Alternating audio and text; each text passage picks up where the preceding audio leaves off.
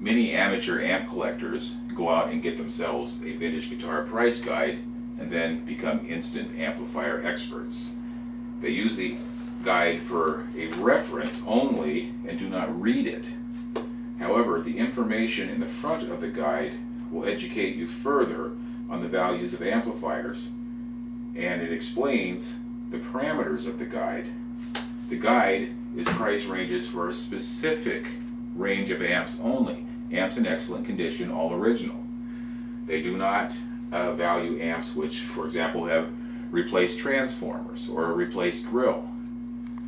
They only value the amps that are all original and have normal wear and tear. Some bumps on the corner, a little rust on the hardware, some scratches on the faceplate, some little snags, maybe a small tear in the grill, what have you.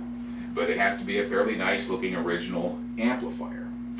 There is a collectible market, which they go on to explain, over and above the price ranges set in the guide. And that is for amps which exceed excellent condition. They do not have the bumps on the corners, they do not have the snags, they don't have the scratches, they don't have the rust. Those amplifiers bring a lot more than what is listed in the guide. One example would be 6 months ago, the 1963 brown face Vibroverb, which the guide had listed at the time at a high value of $6,300, and it went for $16,000, which is 2.5 times above the guide parameters.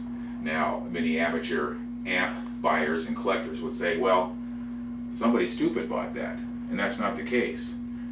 Somebody who knew what they were doing purchased that amp. Somebody who understood the different levels of the market purchased that amp, and it didn't take one stupid person, it took 30 or 40 experienced amp collectors bidding to drive the price that high. Now, this Vibroverb has jumped in value in 1 year from 2007 to 2008. High value of $4,100 is now high value $4,900. So that's a full 20% increase in 1 year.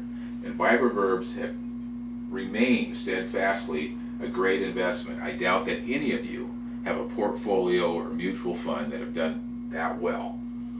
Now, the value on this particular Vibroverb, I'm not going to try to guess because it does not have the tears in the grill, the scratches, the rust, the what have you, because it is above excellent condition.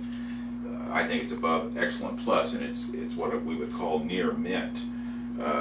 This amp, the bidding on this would start at the high value and go up depending on how many collectors were in the market at any given time.